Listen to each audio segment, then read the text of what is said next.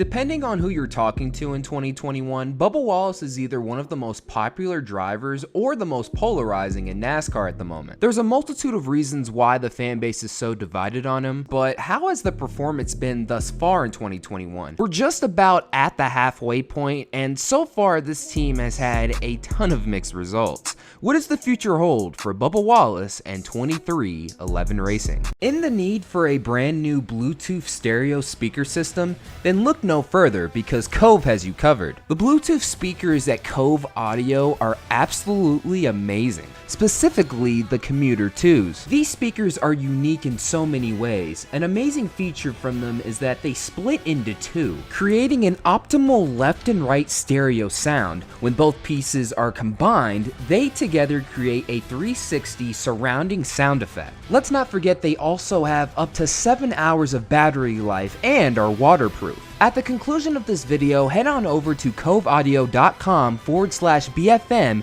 and get a whopping 67% off of your purchase. Again, that's coveaudio.com/BFM and get 67% off of your purchase. Once again, a huge thanks to the fine folks over at Cove Audio and you for supporting this channel. Bubba Wallace first came onto the NASCAR scene in 2010 in the K&N East Series, where he scored 6 wins in 3 seasons. In 2011, he finished runner-up in the standings, while the following season, he made his Nationwide Series debut for Joe Gibbs Racing, scoring a solid 9th place finish. In his 4 starts total in 2012, he scored 3 top 10s and a pole at Dover. The first full-time gig he would land in the top 3 series of NASCAR would be the NASCAR Camping World Truck Series. In 2013, he scored that historic first career win at Martinsville, whilst 2014 would be his best season in any NASCAR division, scoring 4 wins and finishing a solid 3rd in the standings. After his time was over at Kyle Busch Motorsports, he moved up to the Nationwide Series for Roush Racing. While his teammate Chris Buescher scored a championship for them in 2015, his time at Roush Racing in the Nationwide Series saw no wins, but only 1 playoff appearance. After a solid start in 2017, Roush Racing had ran out of funding. This meant that he was available to sub for the injured Eric Almirola. The following season, he was tapped by RPM to drive full-time, where the season highlights included a runner-up finish in the 2018 Daytona 500 and leading some laps at Bristol. But 2018, for the most part, was known for a lot of his accidents. 2019 may have been similar, but it was very different in a lot of ways. Securing full-time funding, as well as winning the All-Star Open and scoring a 3rd at Indianapolis. So far, his best season has been 2020, both on and off the track. After he spoke out against the Confederate flag, NASCAR had officially banned them. He ran the Black Lives Matter scheme at Martinsville, whilst at Talladega, there was a lot to unpack. Bubba Wallace did not see the noose whatsoever, and he was alerted by NASCAR actually. The aftermath had showed it had been there since October, and it wasn't a hate crime. But overall, his performance on the track was the best of his career. 1 top 5, 5 top 10s, and a 22nd place points finish might not seem like a lot on paper, but for RPM equipment, that's pretty solid. In my opinion, he had left RPM in a much better place than when he got there. And now we move to the 23XI era. It was announced in the fall of 2020 that Denny Hamlin would be partnering up with his good buddy, NBA GOAT Michael Jordan, to start a NASCAR Cup Series team. This was obviously going to get a ton of attention from the publicity Bubba Wallace was getting in 2020, and the fact that, well, it's Michael freaking Jordan. There was a lot of buzz and excitement around this team, and unfortunately what followed was unreasonable expectations. What I mean by that is new teams typically do not come into the NASCAR Cup Series and start running consistently in the top 10 right away. Denny Hamlin brought in his former Cup crew chief in Mike Wheeler to help guide 23XI through their inaugural season. I can't think of a more perfect guy in this situation. Denny Hamlin has a strong relationship with him based off of the fact he nearly cried in a 2018 interview after it was revealed he would be leaving him after a struggling season. Bubba Wallace was going to be back in the Toyota camp for the first time since 2014, and with the alliance with Joe Gibbs Racing, a lot of fans figured this would automatically be a playoff team right away. And off of what the team was saying itself, Michael Jordan was saying quotes like, "We don't hand out checks to losers," and also Bubba Wallace will probably win a couple of races. Stuff like that, in my opinion, just did not help out the situation at all.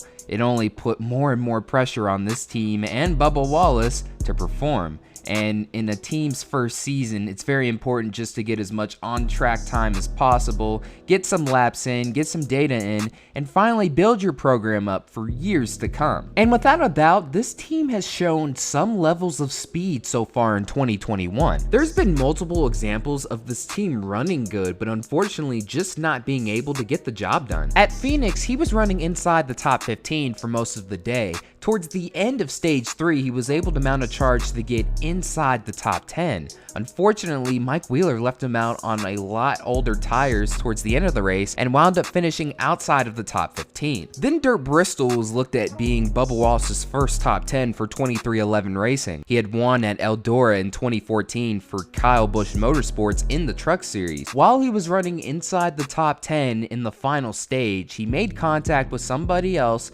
and cut a tire. What made this even worse was that this was the other next-gen team's first ever top 5, Trackhouse Racing. Another driver-celebrity pairing in both Justin Marks and Pitbull. Daniel Suarez was tapped to drive for them, and it has been the career revival he has been waiting for. Just like 23XI, Trackhouse has an alliance of their own with Richard Childress Racing. They had their best race at Dirt Bristol, not only finishing inside the top 5 for the first time ever, but also leading a ton of laps in the process. Trackhouse doing well was obviously going to put the pressure on 23XI to step up. The following race at Martinsville, they did answer that call somewhat. Once again, it was another race that saw Bubba Wallace work his way inside the top 10 straight up. Eventually, the speed would catch on in the final stage once again, only this time Bubba Wallace would be leading, and he led exactly 23 laps. Once again, it was too good to be true. Even though they had a car capable of finishing at least inside the top 10,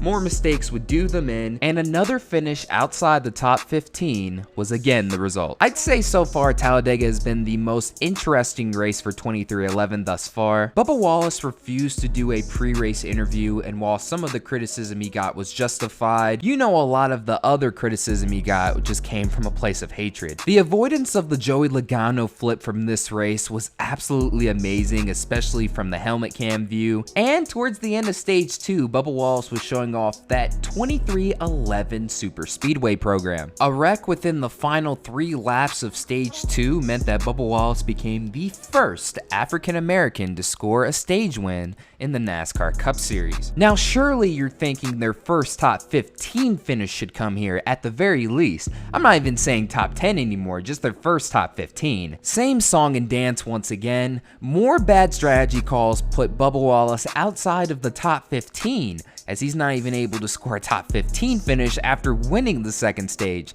Once again, clearly has the speed to run up front, but just can't get the job done. And that's been the story of 23XI's season thus far in 2021. All the hype and some of the talk coming from the team gave the fan base unreasonable expectations. Bubba Wallace, at the very least, is a serviceable driver for a Cup Series program. I feel his ceiling in the Cup Series one day could be a consistent top 10 to top 5 driver with some wins here and there. Now, a championship caliber driver, no at the moment. With 23XI announcing plans to open up multiple Cup Series entries for 2022 and beyond, Kurt Busch has been linked to that second 23XI entry. I can't think of a more perfect driver to have in your second program. Kurt Busch has been with multiple teams over the years. He's a former Cup Series champion and somebody Bubba Wallace could really learn from, not only on but off the track as well. The question of whether you put Kurt Busch in the best 23XI car